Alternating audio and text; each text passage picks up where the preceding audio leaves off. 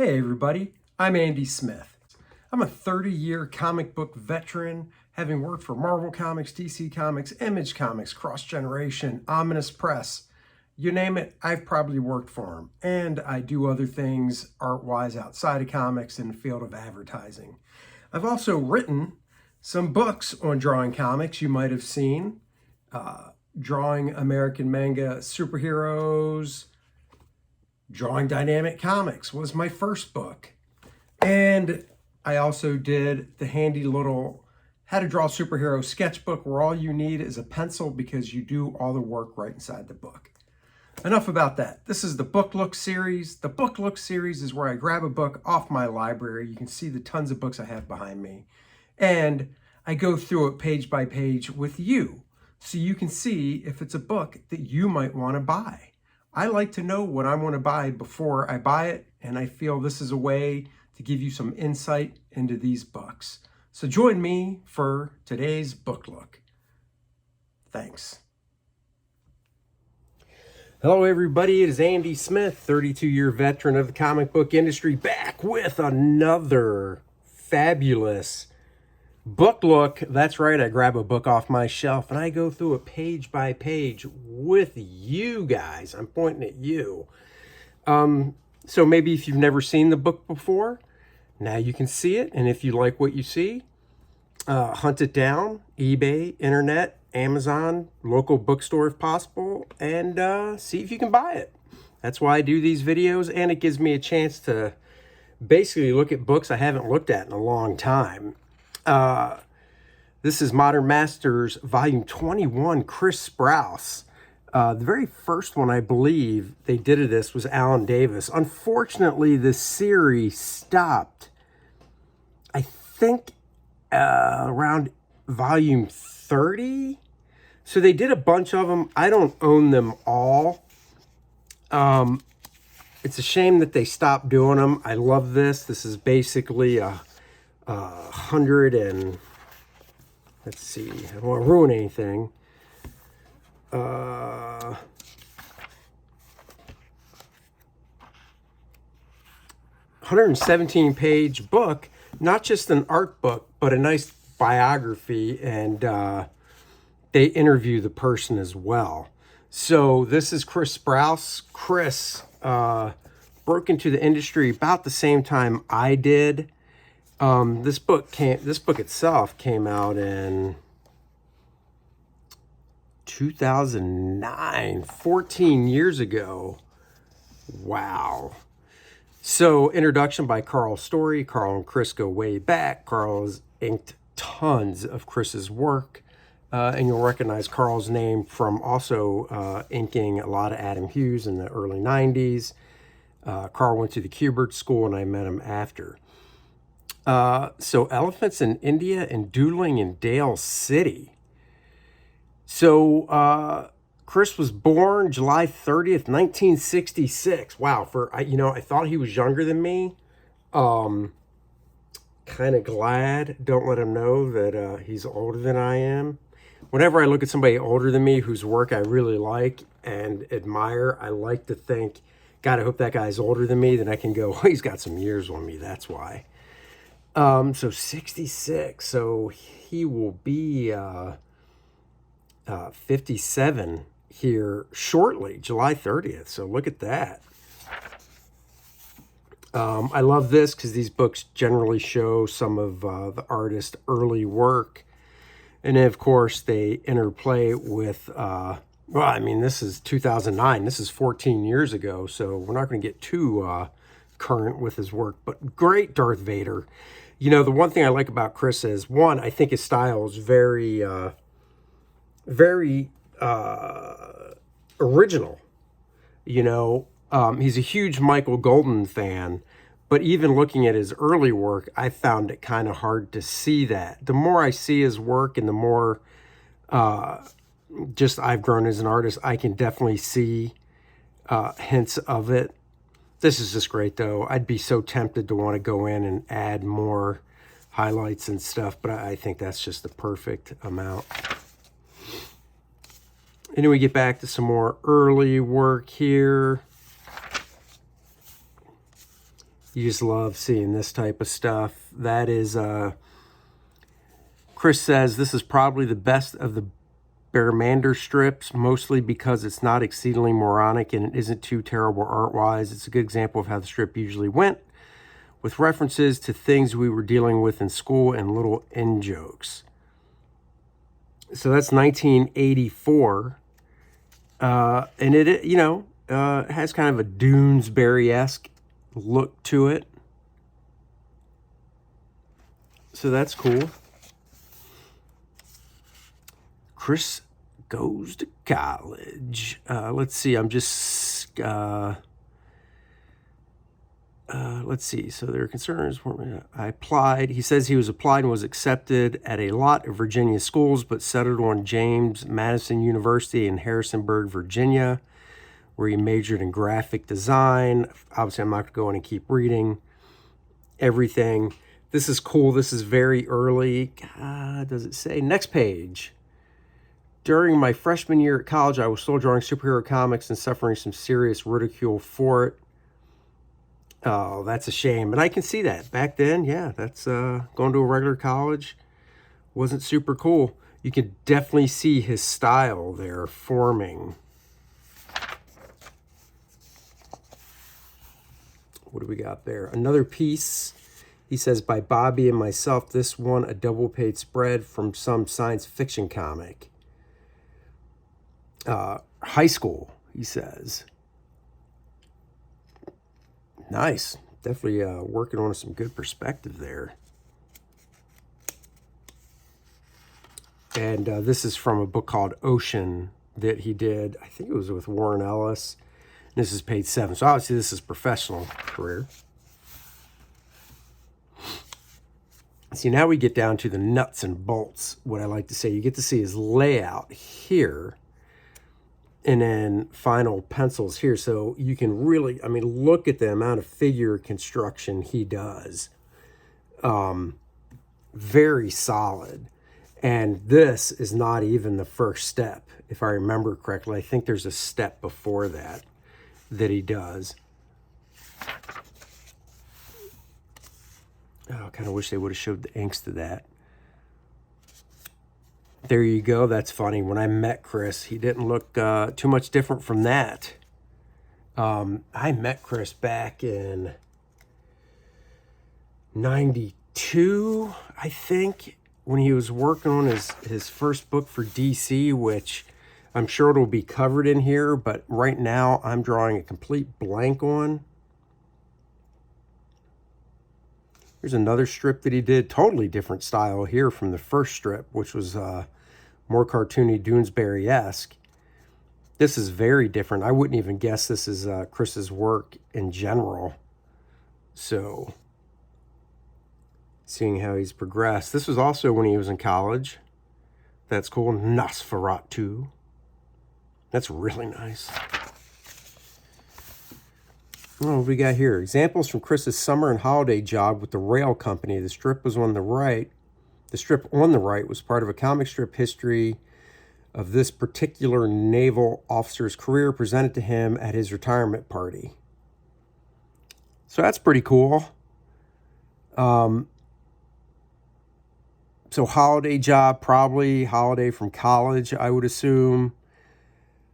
You know, during one of my summer breaks at going to the Kubert School, I worked at a company in New Jersey, and they had me do spot illustrations that they were going to put basically for a user's manual. And they had heavy equipment at this company. So, I mean, the equipment would be as big as a person. So a lot of the times it was drawing a full figure and the safety gear they wore next to the piece of equipment. But it was nice because I got to go and see the equipment and take pictures for reference, so, of the actual equipment on site. This is cool. The cover of a very limited run self-published comic that I worked on with a few other cartoonists in the college art program. So that's pretty cool. I wonder if that's a wraparound or what it was. And then that's it. His first book was Hammerlock for DC. Hammerlock. I'm trying to read through here, see if they say who it was written by. But that's when I really kind of noticed, I take it back. I mean, that's probably right around when his first gig, or his first monthly gig at DC, because he did some other stuff before that. But I think he was doing Hammerlock when I met him. So on this page, we've got, this is the first of 4 sample pages. So this is a sample page Chris sent. So if you've seen me, go through my YouTube channel, I know I did a video showing sample pages I did in college to get a job. It's awesome to see sample pages by people. You can really see Chris's construction coming through here, and some of that Golden-esque influence in regards to a little bit of the figure construction, definitely some of the panel designs and stuff that he did. This is very Walt Simonson looking to me, which is cool. And then this right here is a page from Hammerlock number 4, and that is his that's his full pencils back then when he was still very new to the industry and stuff. And you just see how tight they are. He hasn't really, for lack of a better word, veered off course much from his very first jobs to what he does now. His art style, obviously, or I should say his drawing ability has gotten better, obviously, in his career, but his style still remains.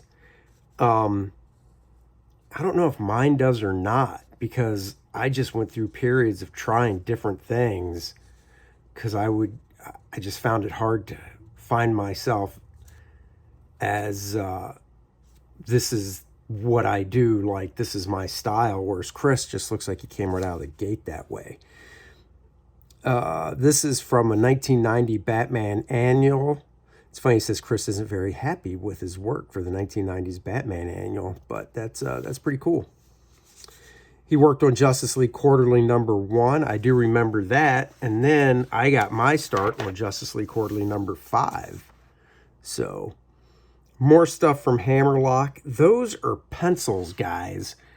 Yeah, these are pencils. I don't know if you can tell in the video, but I can see he filled in all the blacks on these pencils. This is not inked. I mean, in today's world, scan this and it's basically inked. That is super tight. These are other pages of pencils from Hammerlock. Great designs that he did. I don't even remember what Hammerlock was about. It was written by a guy named Tom Joyner, who I think I met down when I was living in Florida. I should try and look him up.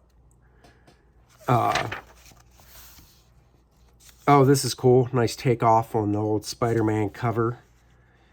Ice Blue Beetle No More cover art for Justice League 54. So he really, there's no date on this, but it's early in his career and went from doing pages to being a pretty sought-after cover artist as well.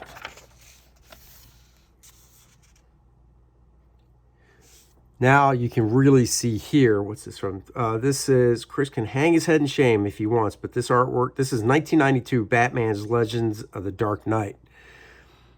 This, especially this panel, and especially the cape, you can really see the Michael Golden influence on Chris's work. Same there, and I'd even say here as well. So, another page from Hammerlock. And then, yeah, Chris definitely went on. I remember these Legion issues very well that he did. And now, like, this book's 14 years old. I mean, Chris's style is so... It's Golden-esque, but the faces, to me, are just... It's just Chris, Very simplified.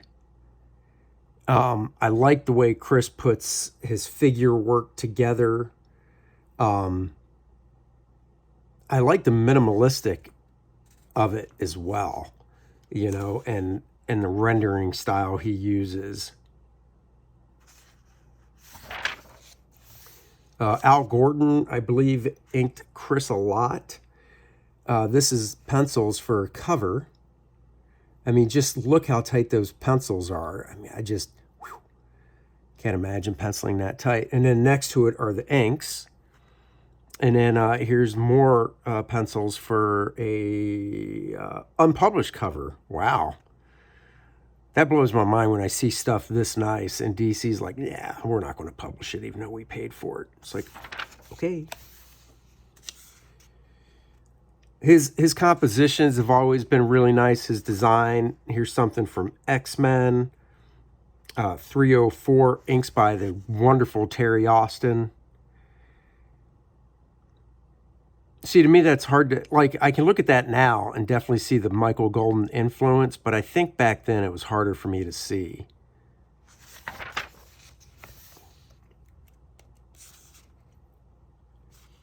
Youngblood. Rob made a great choice. Rob Liefeld made a great choice in hiring Chris Sprouse to do work for him. He did some wonderful issues of Supreme that I have. He's a huge Star Wars fan. This was when Dark Horse obviously still had it. But I know when Marvel got it and he was able to do more Star Wars stuff, he was just thrilled. Let's see. Oh, Below Pencils, very limited run trading card featuring Wildstar, which is Jerry Ordway's character, actually. And I think Al Gordon helped create it. I just love these pencils. This is very Michael Golden, by the way.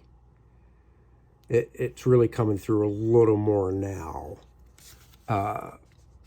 Terry Austin here from, let's see, Alan Foster's 1978 novel. This is the opening page of Terry Austin, Chris Sprouse's adaptation of Alan Dean's Foster 1978 novel, Splinter of the Mind's Eye. Okay. Just beautiful. More Star Wars stuff. Just beautiful Darth Vader. I mean, all the Star Wars stuff, he's just right on. You can even see a little bit of the likenesses, too. Not 100%, but you can see it. Very Michael Golden here. So as his career really blossomed into the 2000s, I mean, he was great in the 90s, but in the 2000s, you're really seeing, I believe, more of the Michael Golden influence. Here we go with some Supreme stuff. This is a commission. Like I said, all this stuff, this book came out in 2009, so just imagine the past 14 years, how much better. I mean, Chris's stuff is just phenomenal back then. But so this is Youngblood Super Special #1.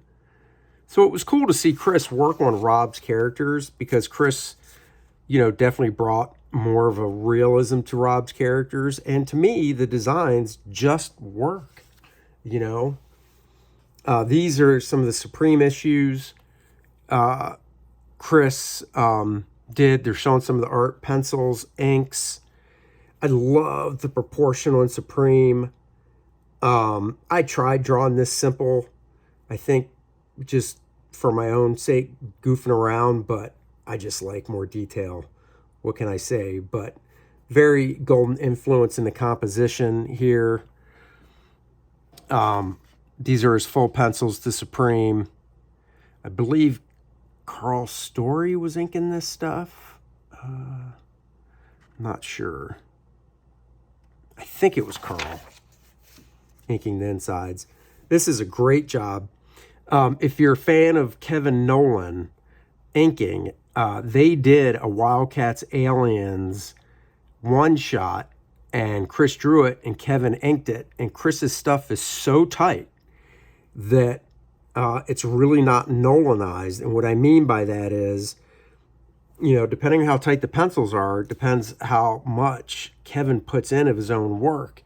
And some guy's stuff is so tight that you really can only tell Kevin inked it by some of the rendering that was done. Like this, for instance, is inked by Kevin Nolan. You look at what Kevin's inked over Dan Jurgens, and the faces look like Kevin drew them, you know, and stuff like that, because Dan's pencils are a lot looser than Chris's. So here, to really know it was Kevin that inked it, you have to look at the rendering that was done.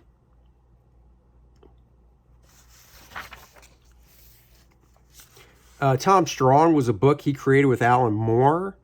I loved Tom Strong. I love the Chris designs he did on the characters, just, you know, backgrounds, just everything Chris did on Tom Strong, I thought was just phenomenal. You know, looking at these designs, I can really see a sense of like Michael Golden tech in the designs and such. And Chris is even great at cartoony stuff. What's it say? As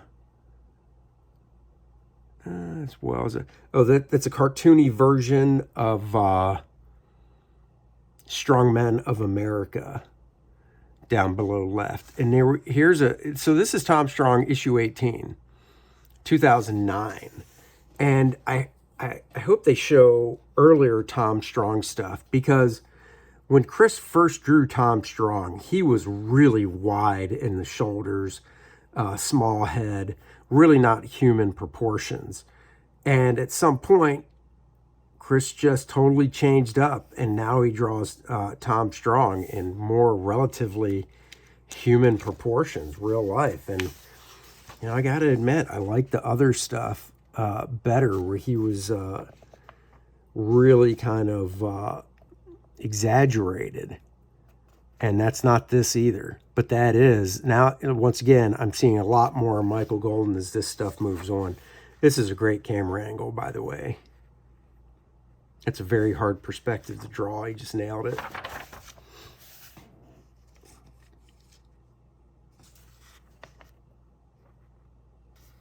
Just getting to see his layout, almost Gil Kane looking in his layout.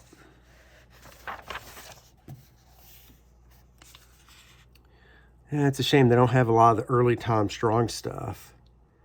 See this right here? Looking at the pencil technique and how tight the pencils are, this looks like Michael Golden to me. Not necessarily the composition, but the way the blacks are spotted, the rendering and such, that looks very much Michael Golden. This is insane right here. Whoever inked this, doing the white around the barbed wire, very Michael Golden technique. I mean, this whole page, you take out just the face, because the face isn't golden, but the rendering and the spotting of blacks, I mean, he's really pulling it off great, but still with his own drawing style. It's applying Michael Golden's rendering techniques and lighting, but Chris's drawing style.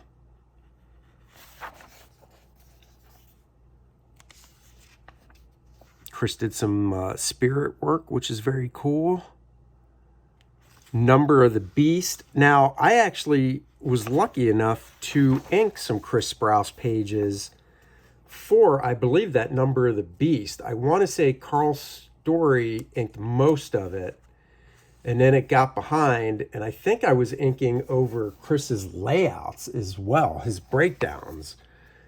So I had to do all the black spotting. Chris's breakdowns are very tight, but I did all the black spotting on them and stuff, if I remember correctly. I don't know if I own any of those originals or not still. I love this layout and the finished pencils for Superman cover, or Justice League of America #3, I'm sorry. I can see more of the Michael Golden than here as well, in the rendering and such. So nice. This is cool because this chapter is storytelling in a creative process. So if you're a process junkie like me, this would be your favorite chapter. You get to see, here's a script. Here is his thumbnail that he does. Pretty loose. Those are about how tight my thumbnails are. Gets a little tighter here with the drawing. And then here's the final pencils. So that's cool for process junkies. So this is the thing. This is where I love Chris's stuff. This hallway, quote unquote, sci-fi tech hallway. Chris probably designed it. I just love the simplicity of it. You got the lights, and then it's just these panels. And every now and then a panel's a little different because that's how you would open it up to probably get in behind here and fix stuff or whatever. Great gun designs here. Very cool. Very Michael Golden. Oh, and then you get to see even the finished inks to the page by Carl Story. So just great. So how did he pencil this guy? Let's see, because this guy's all black. I'm guessing, yeah. So basically, he penciled in, and he's worked with Carl so long that Carl knows that if you see a pencil line going into the black, it should be white. So it's basically a negative. And, you know, if you've never worked with an inker before and that's what you want, you just need to show them an example and explain it to them so they don't mess it up. And then we get to the best part of the book, the Chris Sprouse Art Gallery. Tom Strong, great designs. What is it? Oh, this is Prophet. So here you go, a Prophet drawing from 1995. Very, I mean, just the way the blacks are indicated here, very Michael Golden. Even with the composition with these guys. I mean, it's typical composition. You're framing it with the foreground stuff. This guy leaping in, very, very cool. This is a layout. I wonder why. Let's see. One of the only two layout pages Chris did, mid-90s Metamorpho story pitch, which was to be written in ink by John Beatty. I remember seeing these. I'm pretty sure John inked that. I'd have to ask him because I'm pretty sure I saw it inked. More good stuff here. Star Wars. Terry Austin inks. I could flip the page, tell you what that's from. I'm lazy. I just love it. Oh, Armor Wars. Or Armorines, Ninjak. Oh, very cool. So stuff for Valiant. Even stuff I forgot about. A Grendel black, white, and red pinup, I think. Wow.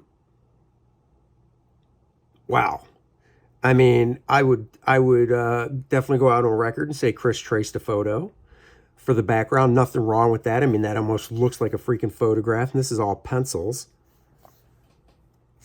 Character design stuff. Very nice. More of his full pencils for Gen 13. I know that just from the characters on the left. On the right, looks like Gen 13 as well. Nice tight close-up there. So I love the simplicity of Chris's work.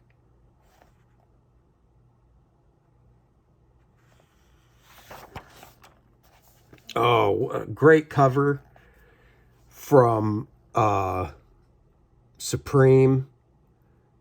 Just beautiful, beautiful. I own a page of Chris Sprouse Supreme artwork, actually. It's a splash page of this dude right here, I believe. Not Supreme where he's rendered up. I'm not sure what the storyline was. Looks like a commission here, colored in markers. Very nice. Some more commissions. Oh, Dennis would love that. Now, this one is very golden, even in the face. I mean, that is very Michael Golden, and definitely the way he did the shadows and stuff. Poison Ivy. Wow, very nice Star Wars one there. I'm guessing he colored it as well. This is the Tom Strong, and nice. I like the way he did the backgrounds and just marker to push him back. But I like the way he drew Tom Strong originally, where he was really wide from the waist up and just more superhero in proportions. It's kind of like that. Even more exaggerated than this one, though. And that's gorgeous. Ah, that's funny. Little Undead Strong there. Just some character studies here. This is what I'm talking about. Look at this and then go back and compare it to the other version of Tom Strong. This is what the Tom Strong Chris did that I just love more, with the big wide shoulders, very exaggerated compared to, you can see the difference with this one here. So I've got some Tom Strong stuff. Oh yeah, there it is. Terrific Tales. And then I've got, I don't even know what book that is, but it's Tom Strong. Oh, book 3, Chris Sprouse and Carl's story. The Terrific Tales has a bunch of different artists in it. I love design stuff like that. That's the Midnighter, Falling. Oh yeah, let's see. Model drawing for Number of the Beast, coolest character, Engine Joe. That's cool. Another wonderful, I know I'm jumping ahead, Darth Vader. Great Wolverine here. Just really cool, even in his style. I mean, so simplistic, but just really nice.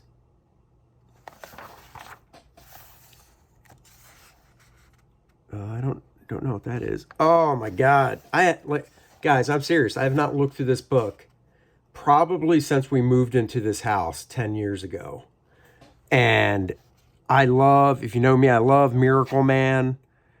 Wow. That is awesome.